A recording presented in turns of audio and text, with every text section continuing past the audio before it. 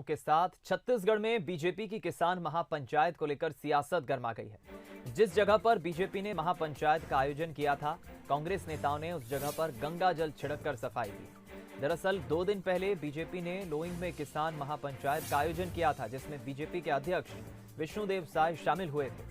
कांग्रेस नेताओं ने कार्यक्रम स्थल की सफाई की और आरोप लगाया कि महापंचायत का बीजेपी केवल ढोंग कर रही है। जहां जहां बीजेपी इस तरह के आयोजन करेगी, वहां कांग्रेस इस तरह के स्थलों को शुद्ध करेगी।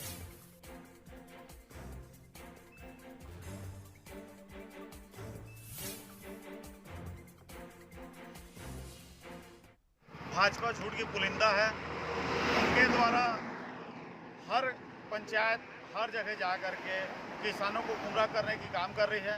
कांग्रेस ने उनके गुमराह और उनके झूठी आश्वासन से निजात दिलाने के लिए जहां जहां इनके द्वारा किसानों को ठगा जा रहा है, वहां वहां पहुंच करके कांग्रेस के कार्यकर्ता गंगा जल छिड़क के वहां को शुद्धिकरण कर रहे हैं, ताकि कोई भी किसान, कोई भी आम नागरिक, आम जनता उनके बहकावे में ना आए।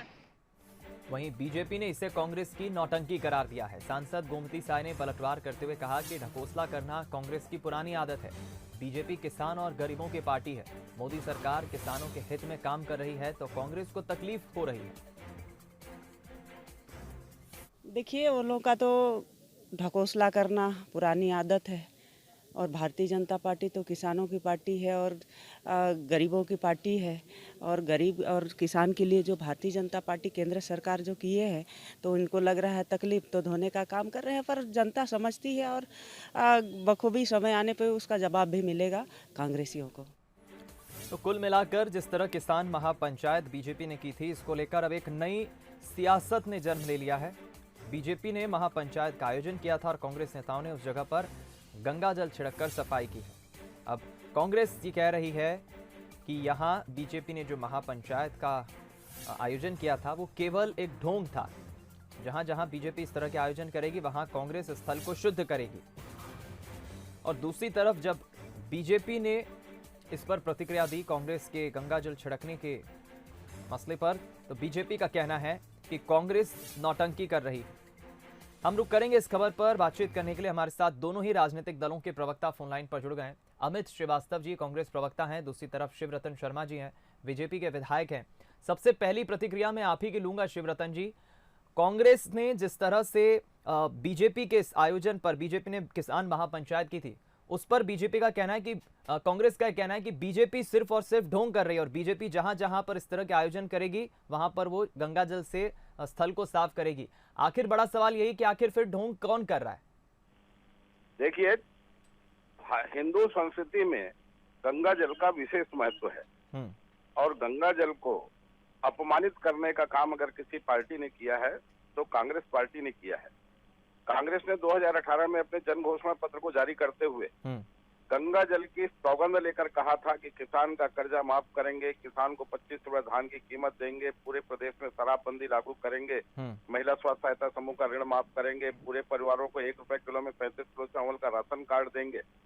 और ये गंगा जल की शपथ लेकर करने के बाद ये एक भी काम करने में सफल नहीं थे। आज भी छत्तीसगढ़ में 25% किसान ऐसे हैं जिनका कर्जा माफ नहीं हुआ।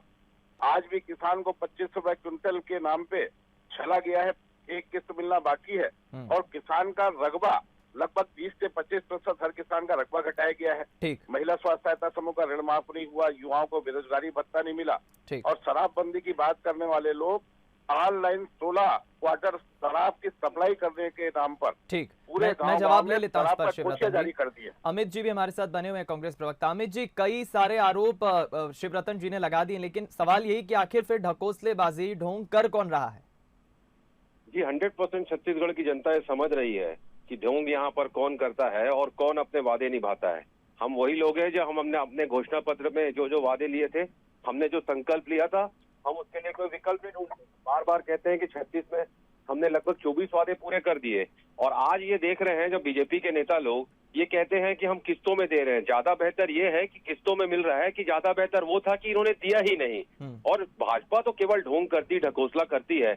और जिस प्रकार से आज 23 दिनों से किसान भाई दिल्ली में बैठा है और इनके रहनुमा जो वहां पर हैं, दिल्ली में बैठे हुए इनके हुक्मरान अगर उस पर कोई ध्यान नहीं दे रहे हैं, जिस प्रकार से अपने कॉर्पोरेट मित्रों को फायदा पहुंचाने के लिए जो अपनी जिद छोड़ नहीं रहे हैं, और मैंने तो जैसा कहा कि इनको सनातन धर्म की और हिंदू संस्कृति की सिर्फ बात करते हैं, राम भगवान के नाम के जब इनको जरूरत रहती है नोट और वोट की तभी ये करते हैं, और गोडसे विचारधारा को मानने वाले और छत्तीसगढ़ में जिस प्रकार से इनके नेता जो कौशल्या माता के अस्तित्व पर सवाल खड़ा कर रहे हैं, महात्मा गांधी के महान विचार और राम राज्य की कल्पना को नहीं समझते हैं। प्रभु श्री राम के नाम का उपयोग ये अपनी राजनीतिक चमकाने के लिए करते हैं। निश्चित तौर पे ये बीजेपी के लोगों को आप दोनों की प्रवक्ताओं की एक प्रतिक्रिया चाहिए थी इस मसले पर। बहुत बहुत धन्यवाद अमित जी हमारे साथ जुड़ने के लिए, और शिवरतन शर्मा जी आपका भी बहुत बहुत धन्यवाद हमारे साथ जुड़ने के लिए।